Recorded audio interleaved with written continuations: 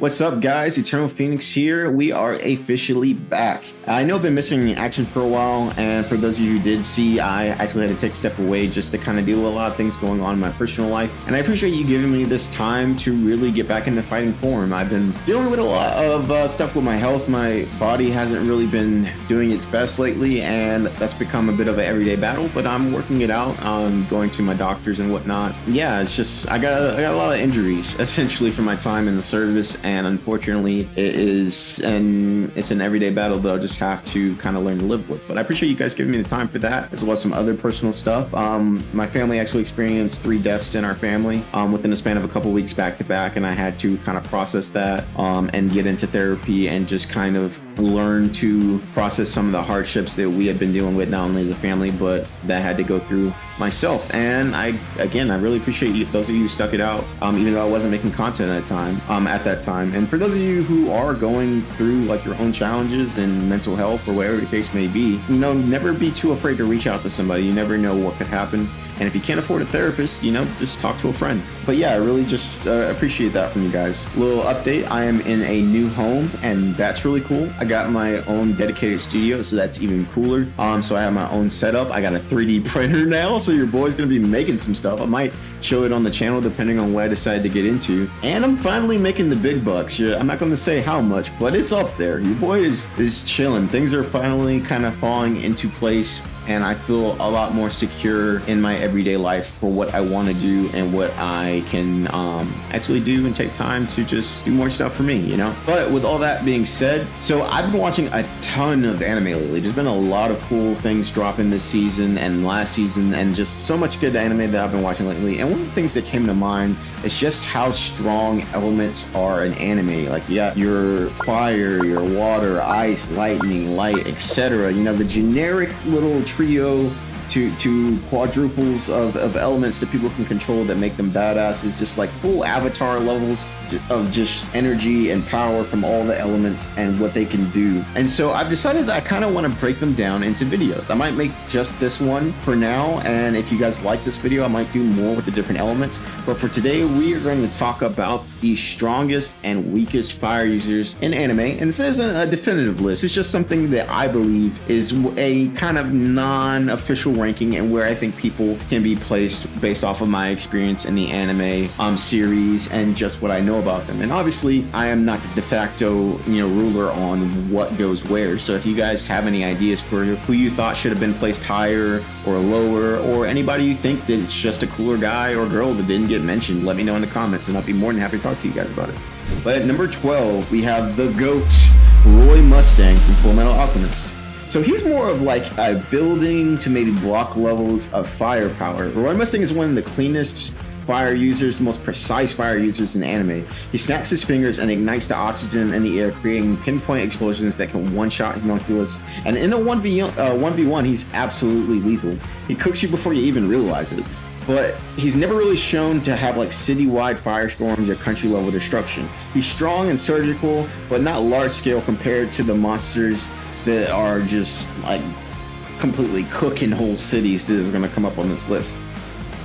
At number 11, we have the main man, Ace from One Piece. So he has big area of effect. He has, I would like to say, mid levels of heat destructive ability. Ace's Maru no Mi turns him into a man of fire. His attacks have massive areas of effect, incinerating ships, blasting through fleets, and covering entire city blocks in flames.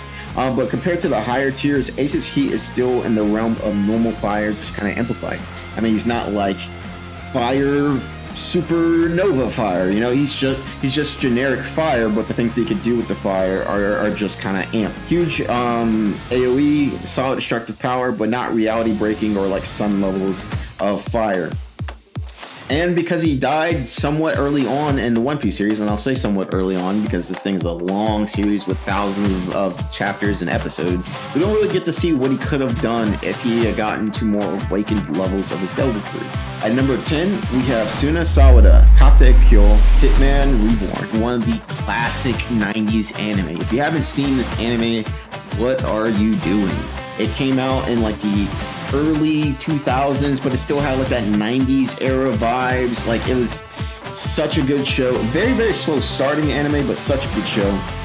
Suna uses his like death flames and his sky flames and his signature X burners that can vaporize huge structures and melt through high-level barriers and blow through cities at will. His destructive output clearly reaches city-level territory, and he brings ridiculous firepower and burst damage, but he's not really touching like cosmic or conceptual flames or like doing anything too crazy. Still like not necessarily normal fire because it's like death flames and it's got like supernatural elements to it, but again, just not like completely obliterating the whole world with one touch or anything. Completely busted, and depending on the form of him, he's probably reaching at maybe multi-city, but at minimum city levels of firepower. And he's one of my favorite characters in anime when it comes to fire. At number 9, and I do not want the smoke for this, literally and figuratively do not want the smoke for this, because I know the series has a lot of fans and it's been in the anime news a lot lately. But we have Endeavor from My Hero Academia at number 9, with city plus levels of fire capability and extreme levels of heat. So Endeavor the Flame Hero is about overwhelming heat and relentless pressure. His quirk Hellflame lets him unleash massive concentrated blasts like Prominence Burn that can vaporize high-level Nomu and devastate entire sections of the city. His flames are shown to be so intense that even he risks burning his own body if he overuses them. And even if that even happens, like when he, for those of you who aren't caught up, like spoiler alert, it's making him lose limbs and regrow them, well not really regrow them, but like make little firearms and just put out immense amounts of firepower and heat. Easily above standard city block runners, but still below like reality warping and like sun tier monsters that we have on this list later on. At number 8, we have Natsu Dragneel from Fairy Tail. So he's like multi-city minimum. He's at least multi-city. So Natsu doesn't just use fire, he eats it and also uses the fire he eats to power up. As a dragon slayer, he burns through massive constructs. He can create giant, he can kill giant enemies like almost kaiju levels of monsters. He can burn through magical defenses and dragon force or against god tier opponents. His flames can push into a little bit beyond multi-level cities of destruction, but again, at minimum, like 1-2 cities tops. Because if you equate him to like what you would assume a dragon in medieval times would do, they would just burn through a town or burn through a city and cause like massive amounts of destruction. And he is that and then some, and they just add magical attacks onto that. At number 7, we have Benimaru Shinmon from Fire Force. So Benimaru is a literal one-man nuke. Benimaru combines second and third generation abilities, letting him both create and manipulate fire with terrifying efficiency. He can unleash city to block to like multi-city and beyond level blasts that erase infernals and reshape battlefields with giant firestorms. In terms of raw battlefield presence, Benimaru is basically a one-man tactical nuke or one-man army and the strongest normal Fire Force user in the Fire Force. He's basically like Levi from Attack on Titan, but with fire in the Fire Force. At number 6, and I did not forget your boy, Itachi Uchiha. Now, I know people are gonna give me a little bit of shit on that. Itachi Uchiha. I know I kind of fumbled a little bit. Itachi. He's the boy, he's the main man, he's the GOAT! The GOAT! From Naruto and Naruto Shippuden. So he has mountain range level black flames, and mountain level range is beyond like city bases, because I mean I know a lot of people will think like, oh, cities are huge and they can scale for like up to 300 square miles and things like that. Well, mountain ranges can go even further beyond that, further beyond plus ultra. No, I'm just kidding. Because I got him above Endeavor, and you know how it is. Anyway, Itachi's Amaterasu produces black flames that instantly ignite and burn anything that he looks at, including massive summons, incredibly durable targets, mountain ranges. Doesn't matter what it is, he can burn it. Like, these flames keep burning until the target is completely gone, and the heat is far beyond regular fire, easily pushing into the mountain levels of destruction that we discussed earlier when used against large-scale targets. And the catch is, as limited area to that, but he can destroy whatever he can see, essentially, at the cost of his chakra. But he was sick, and then Prime Itachi could probably go well beyond mountain ranges, but like, he's up there. He's really up there. Insane intensity, not like universal or planetary at any means, but definitely wide range spam of Amaterasu. He set fire on freaking fire. At number 5, we have Hiei from Yu Yu Hakusho with his Hellfire Dragon. So Hiei's Dragon of the Darkness Flame is an underworld hellfire, a flame from the demon realm that burns even demons who can tank city to mountain level destructive attacks. So while you have Endeavor, his ability is called Hellfire, Hiei is literally Hellfire. This isn't just like physical fire, it's spiritual, supernatural flames that ignore most normal durability and can annihilate powerful opponents in one shot. And in terms of raw lethality and mystical heat, Hiei's Dragon puts him comfortably above most conventional fire users in any stage of the game. And if you have not seen Yu Yu Hakusho, what are you doing with yourself? It's one of the great old animes of the 90s. Like, there was so much heat coming out of that era, no pun intended. But like, when you think tournaments of power, when you think strong characters, when you think running the fade, it's Yu Yu Hakusho, because they was always running the fade. And I ain't talking they weren't jumping people like in Jujutsu Kaisen. They were just straight hands. Straight hand.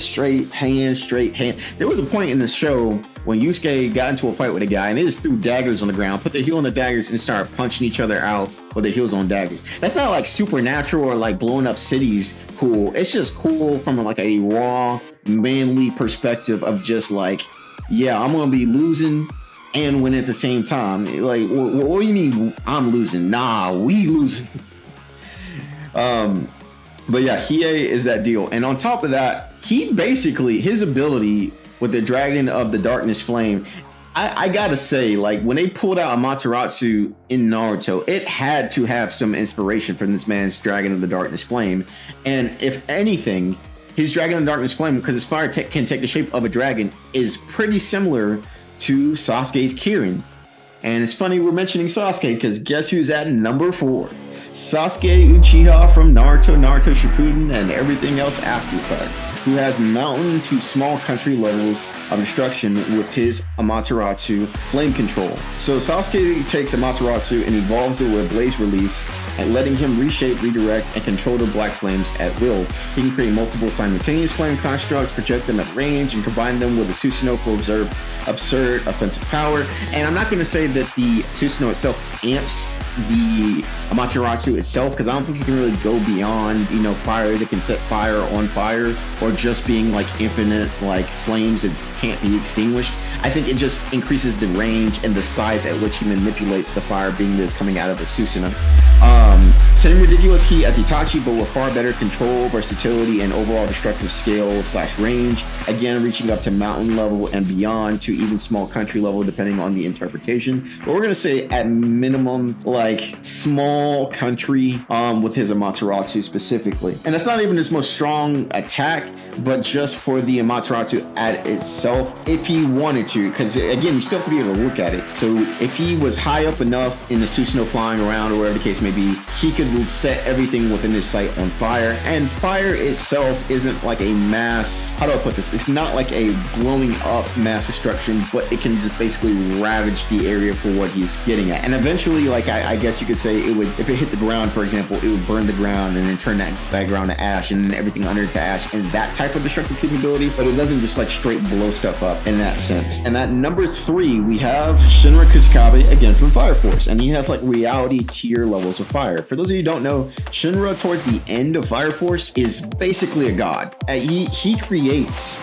and again, spoiler alert, but you probably should have known this just from how the series are and them being so close and whatnot. He creates the Soul Eater universe and literally creates Death, which is the god of the Soul Eater universe, from himself. Like, he is that strong at the end of the series. But in terms of just base fire abilities, he's gonna have to go at number 3 for this. So his Adola Burst isn't just hot, it's conceptual flame tied to another reality. His fire allows him to bend the laws of physics and reach speeds that distort time and even rewind destruction under certain conditions. At this point, he's kind of beyond simple heat or area of effect. Shinra's flames operate at a level of time, causality, and reality itself in a way. And what I mean by this is, like, at earlier on points in the series, for example, he can move so fast with his flames that when he reaches light speed, his body has to disintegrate, turning him into light, and then reintegrate his body back into a physical mass for him to reappear at his next point. That's how fast he's going, that he literally has to turn himself into light. He's basically beyond light speed in general, but that's how strong his flames are. And while he doesn't have like a very, very mass like destructive capability, we know that he has the ability to destroy like reality levels surface area, I guess. I don't know what a better way to put it. It doesn't really have a lot of well-shown feats, or at least enough well-shown feats to see what the absolute upper limit is of his flame abilities. But from what we've seen, we know that he can basically reality warp and go well beyond mountain range levels of fire, country levels of firepower, just with his Adola Burst in general. Now, with that being said, this next one might surprise you a little bit. Now, when it comes down to this top 3, I will say that these are interchangeable, okay? I will say that as the top 3, any of these can be put in any order specifically, but I just kind of felt like that this is where they should have fallen. And for those of you who haven't seen the manga, Fire Force and everything, it's not really animated to the point where he is at the end of the manga. I'm still including that he can do feats like that, but it's not animated, so most of you don't know about all the things he does towards the end of that. But at number 2, we have the Lion Pride himself, Escanor from the 7 Deadly Sins with star levels of heat. So when the sun is at its peak, Escanor becomes the One, a walking, talking sun god, essentially. His body radiates unbelievable heat. Just standing near him becomes a death sentence. He can melt mountains, vaporize enemies, overpower god-level beings with raw solar fire, okay? We're talking star-level heat and energy output here. Escanor doesn't just burn foes, he erases them, okay? He is so strong and so confident in his own ability, but really the only thing that can take this man down is himself. But he's not exactly a sun. He is equivalent to a sun, but he's not. He can shoot like miniature suns from the tip of his axe and everything, and he has that magical power to just put sun power and just vaporize his enemies and everything. And he's considered to be like a sun god and everything, but he has near star levels of heat, but he's just not the guy just yet. Because the guy to top them all is Yamamoto Genryūsai from Bleach, with sun level heat and flames reaching a stated canon of 15 million degrees Celsius, the ultimate fire user, the strongest fire Zanpakuto in the Soul Society and all creation. The very top of the top. His Bankai Zanka no Tachi compresses all of his flames into his blade and body to the point where just touching it vaporizes everything to ash out of existence. Him just releasing his sword is enough heat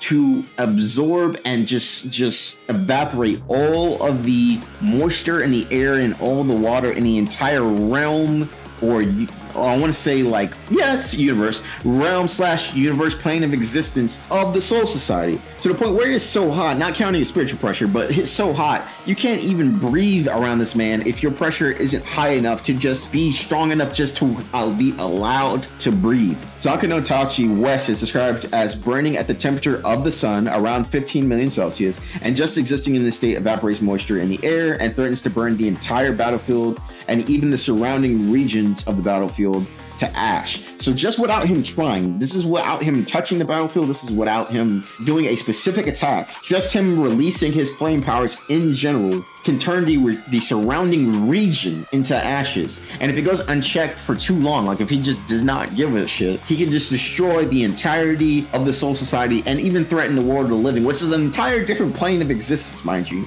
And he's stated to be the highest confirmed heat user and fire user in anime. Yamamoto isn't just a fire user, he is a walking extinction event, and it was pure plot armor that this man got killed, man. Pure freaking plot, because that stuff was some bullshit, the way they took out my man Yamamoto.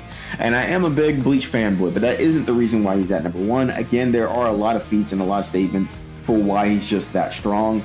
And again, I do think that him, Shinra, and Escanor could be interchangeable for this top 3 list. But with that being said, only Yamamoto has declared heat statements of being the exact equivalent, if not higher, than that of an actual sun.